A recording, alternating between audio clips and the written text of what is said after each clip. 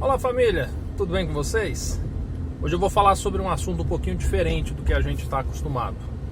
Hoje eu quero falar com você a respeito do coronavírus e a volta de Jesus. O que uma coisa tem a ver com a outra?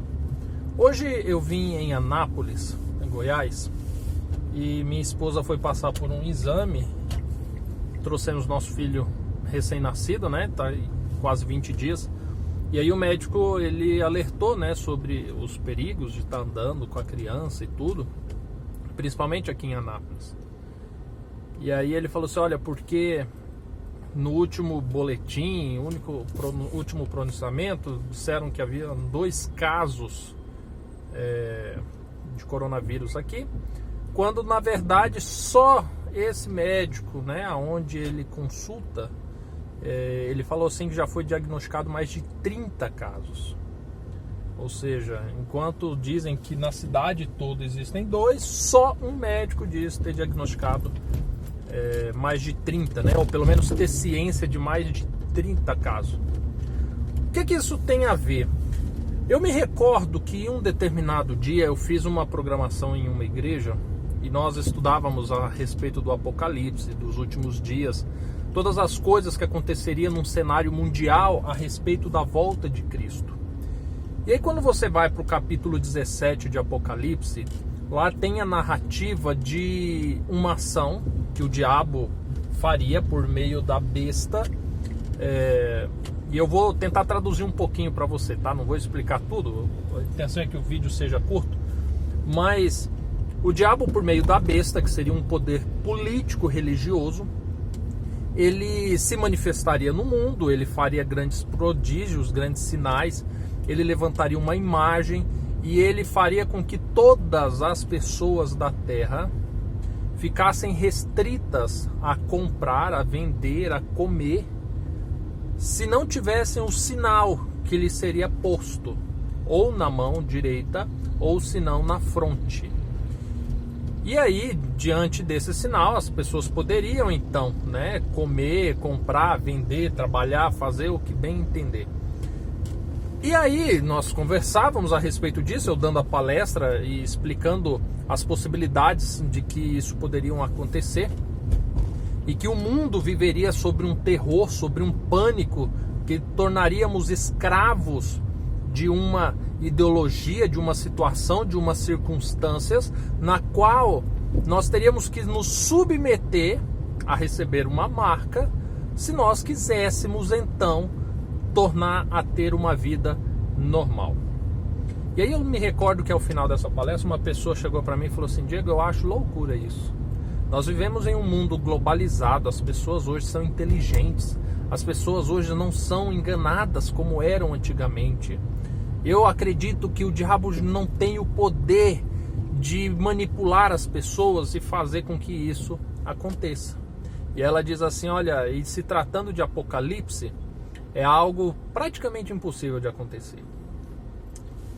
Esse final de semana, eu conversando com algumas pessoas, porque no mundo, você sabe que existem países aonde já existe um toque de recolher, ou seja, as pessoas não podem sair na rua, as pessoas não podem ir ao mercado, as pessoas não podem comprar, as pessoas não podem vender, por causa do risco de propagação do vírus, por causa do risco de propagação, sujeito a multa, inclusive.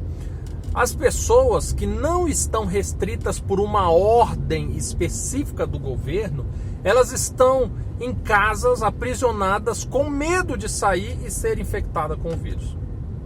É verdade da seriedade do vírus, da letalidade dele, não estou contestando isso em momento nenhum. Eu poderia até dizer que ele é mais fraco que uma gripe, como alguns já mencionaram, mas não é isso que está em questão. O que eu estou chamando a sua atenção é para a efetividade de um mecanismo que o diabo tem em suas mãos, de fazer com que o mundo todo se submeta às tuas vontades.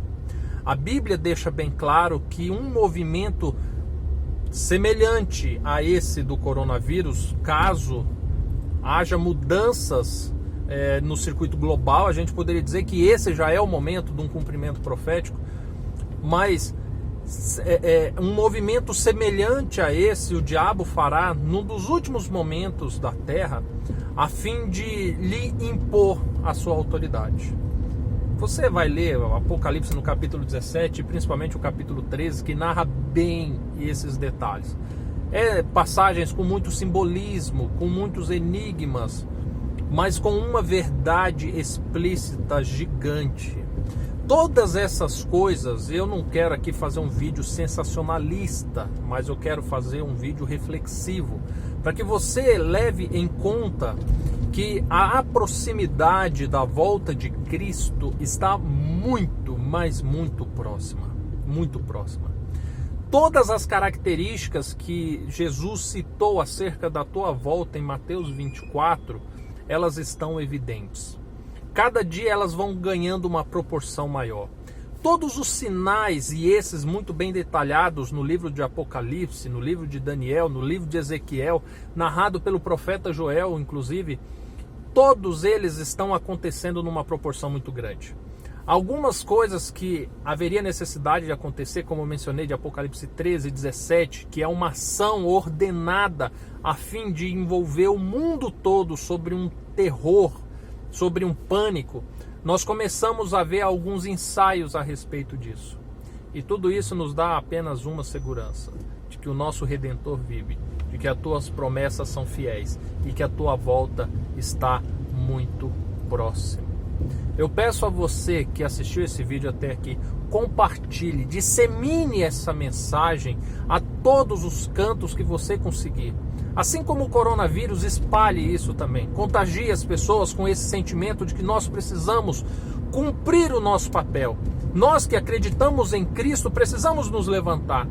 A ordem do Estado hoje é de fechar igrejas, de inibir a nossa forma de culto cultural. Pelo menos aqui no nosso país, nós nos reunimos nas igrejas no intuito de adorar a Deus. Podemos sim fazê-lo em casa, mas estão nos privando de uma iniciativa por um medo, de um terror, de um pânico que está colocando em nossa mente. Nós precisamos lembrar de Daniel, que também recebeu uma ordem que não poderia se buscar a Deus, e ele buscou, e ele foi lançado numa cova com leões, e lá a glória de Deus se manifestou.